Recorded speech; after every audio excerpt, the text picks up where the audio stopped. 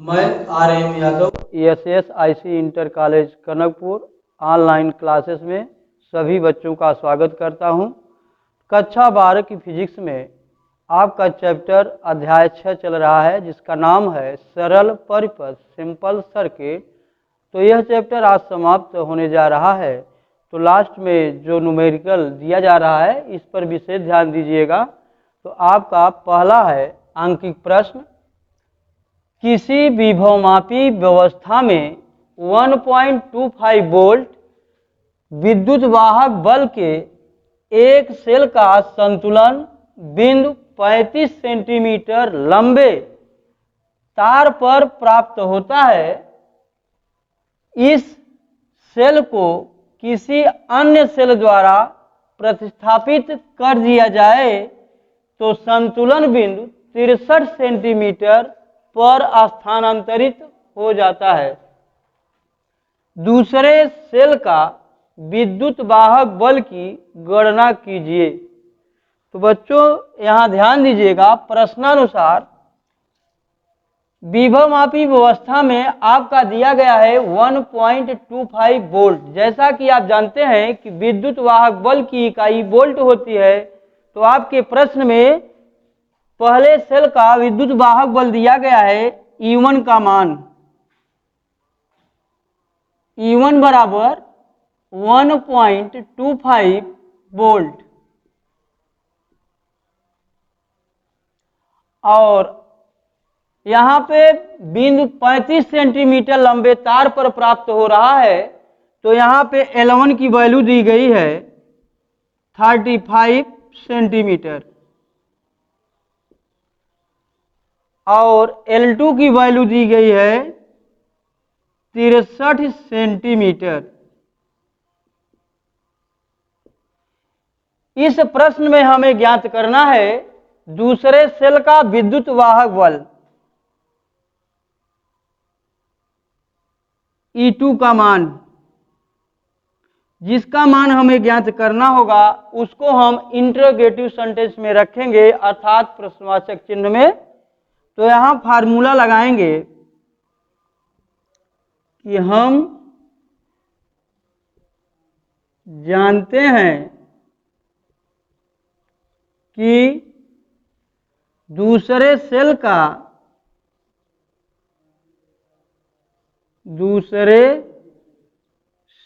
का विद्युत वाहक बल E2 बराबर L2 अपान L1 इंटू E1। ये आपका रहा फार्मूला जो आप नोट किए हैं। E1, L1, L2 की वैल्यू इस फार्मूले में आप रखेंगे। तो L2 की वैल्यू दिया गया है 63 सेंटीमीटर, L1 की वैल्यू है 35 सेंटीमीटर इंटू E1 1.25 वोल्ट, इसको रख दिया गया। अब यहाँ पे सेंटीमीटर सेंटीमीटर से कट जाएगा और इस 7 से काटेंगे, 7 पचे 35, 7 नवाई 63, और इसको भी आप काटेंगे 5 दूनी 10, 0.25। तो आपके पास यहां बच रहा है 9 इंटू 0.25 वोल्ट। इन दोनों का हम मल्टीप्लाई करेंगे तो 9 पचे 45 की 5 हासिल लगा 4 और 9 दूनी 18, 18 और 4 22 होगा। हम देख रहे हैं कि यहाँ पे दाएं तरफ से 2 अंक के बाद दशमलव लगा है, इसलिए इसको जो आया है तो 2 अंक के बाद यहाँ हम दशमलव लगा देंगे। तो 2.25 वोल्ट।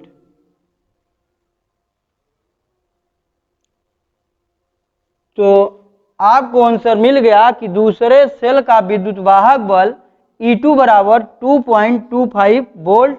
यही आपका आंसर होगा। डैनियल सेल का विद्युत वाहक बल विभव मापी की 800 सेंटीमीटर लंबाई पर संतुलित होता है। 5 ओम का प्रतिरोध सेल के सिरों पर जोड़ा जाता है, तब संतुलन लंबाई 400 सेंटीमीटर हो जाती है। सेल का आंतरिक प्रतिरोध ज्ञात कीजिए। तो बच्चे ध्यान देंगे, प्रश्नानुसार आप लोगों को प्रश्न में दिया गया है, यहाँ पे L1 की लंबाई दी गई है 800 सेंटीमीटर और L2 की लंबाई दी गई है 400 सेंटीमीटर। यहाँ प्रतिरोध R का मान दिया गया है 5 ओम। हमें सेल का आंतरिक प्रतिरोध स्मॉल r का मान ज्ञात करना है। तो बच्चे ध्यान देंगे, यहाँ पे फार्मूला लगाएंगे कि हम जानते हैं कि सेल का आंतरिक प्रतिरोध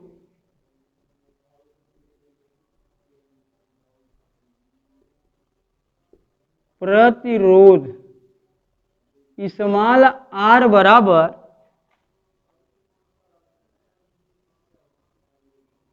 L1 माइनस L2 अपान L2 इंटू कैपिटल R। बच्चे ध्यान देंगे, यहाँ पे L1 की वैल्यू दी गई है 800 सेंटीमीटर माइनस 400 सेंटीमीटर। L1 की वैल्यू 800 सेंटीमीटर है, रख दिया गया। L2 की वैल्यू 400 सेंटीमीटर है, यहाँ पे रख दिया गया, बटे L2 400 सेंटीमीटर इतना इंटू कैपिटल R। R की वैल्यू दिया गया है 5 ओम।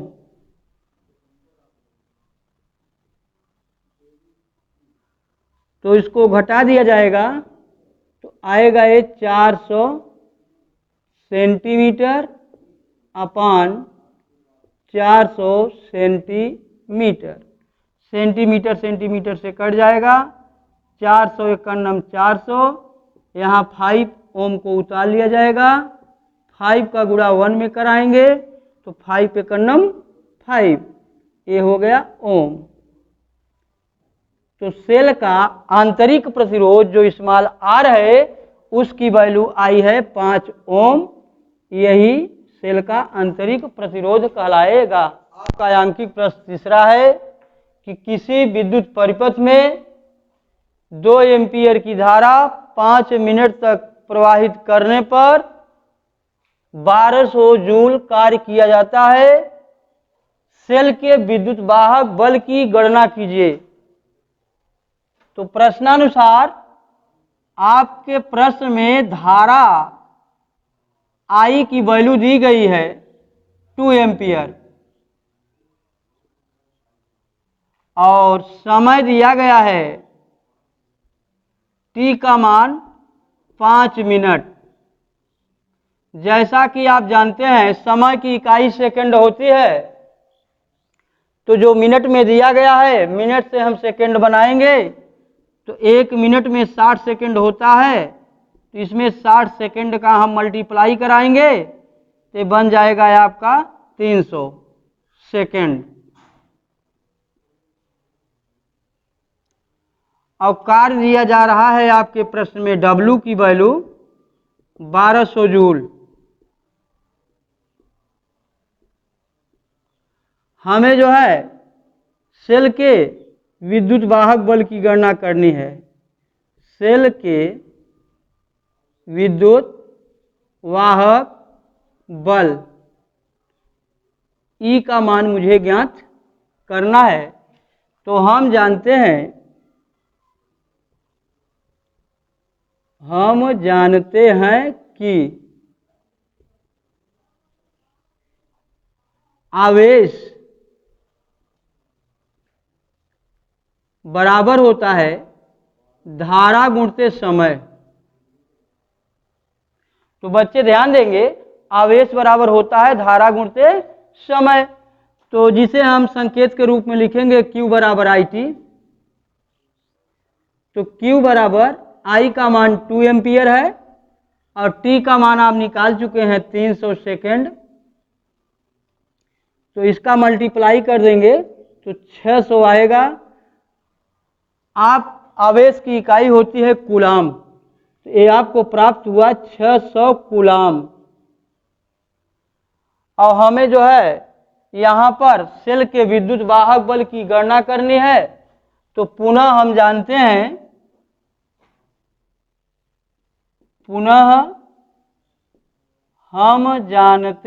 कि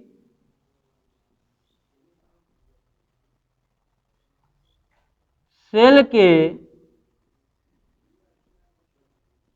विद्युत वाहक बल E बराबर होता है W/Q।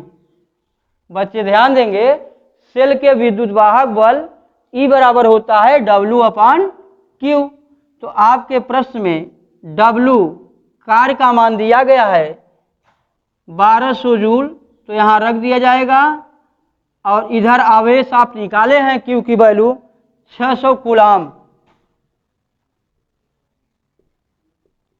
ये वैल्यू रख दी गई। तो बच्चे ध्यान देंगे, ये 0000 कट जाएंगे, 6 दूनी 12, ये आपका E बराबर मिल रहा है 2 जूल प्रति कूलाम। बच्चे ध्यान देंगे, जूल प्रति कूलाम को हम लिखते हैं वोल्ट।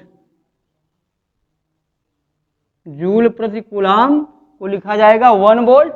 1 का मल्टीप्लाई कराएंगे 2 में, 2 एक नम 2 वोल्ट हुआ। तो बच्चे ध्यान देंगे, सेल के विद्युत वाहक बल E बराबर आ गया आंसर आपका 2 वोल्ट। तो आज ये चैप्टर आपका सरल परिपथ समाप्त हुआ। अगला वीडियो आप लोगों को कल दिया जाएगा।